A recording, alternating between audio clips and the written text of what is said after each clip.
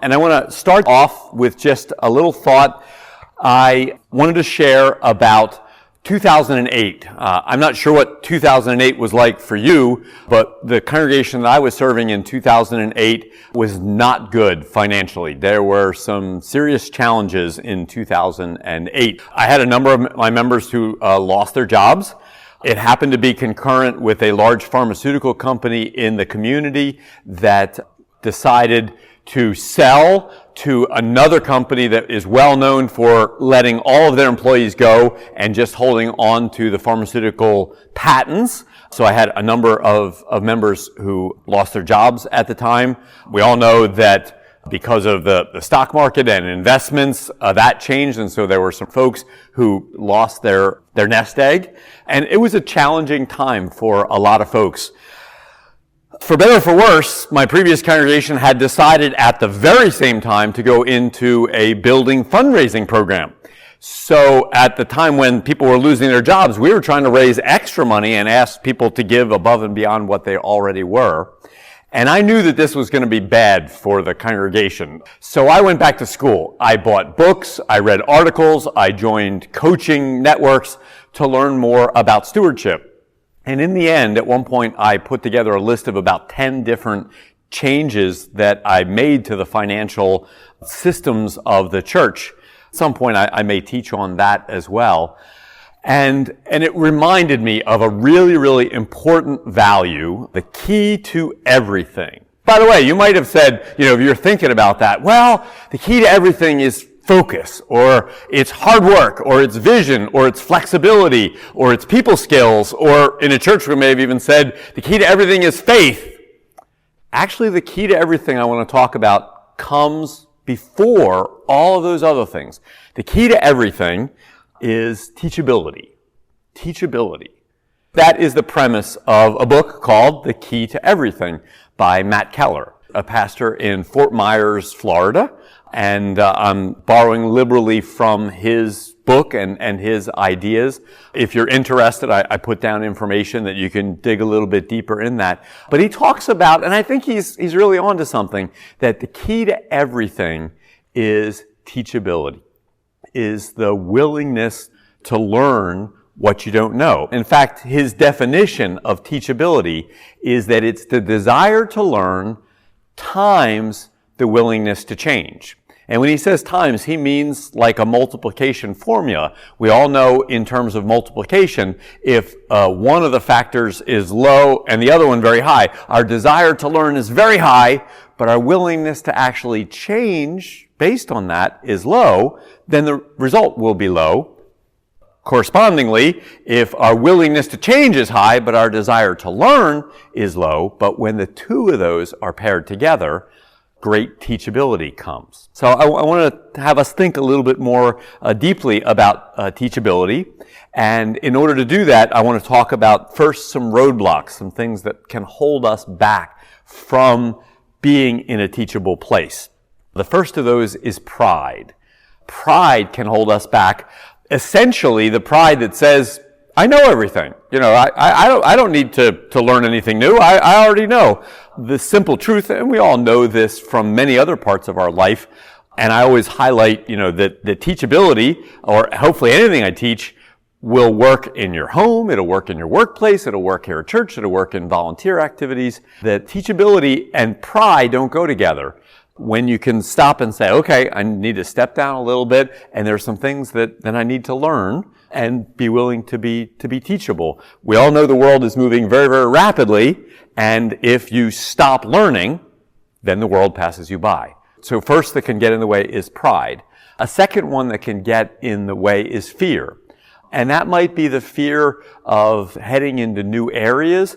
It might be the fear of admitting, well, I don't know as much about that topic as I should, whether that's parenting or running a ministry in the church or finances or a skill that you need in your workplace. It can be scary to head in those new places. I actually learned at one point that when we are fearful, literally our brains start to shut down. The most creative thinking parts of our brains shut down, and we just go to the fight or flight. So calming down on the fear I've heard, and I've never counted them myself, but I think it's probably pretty accurate that one of the most common proclamations that we hear in the scriptures are, do not be afraid. We hear Jesus say that, we hear angels say that, we hear prophets say that. Do not be afraid. That just lower down that fear, and that removes a roadblock to teachability. Another one is insecurity. Sometimes it doesn't feel so good to admit, I don't know as much about that. Sometimes we feel like, well, I'm not worthy, particularly when that's coming to somebody else. Buying a book maybe doesn't raise our insecurities so much as going to somebody else and saying to them, can you help me do this? Can you teach me this? Sometimes that feels like, oh, they're busy. You know, they have other commitments and they don't want to stop and do that. But that limits us, that holds us back from being in that teachable place to live the fullness of God wants if that insecurity gets in the way. Another thing that sometimes gets in the way is pain. Sometimes that could be the pain of sometimes things that we learned or experienced in our childhood. Sometimes that can be the pain of grief. That can be the pain of mistakes or regrets that can sometimes shut us down.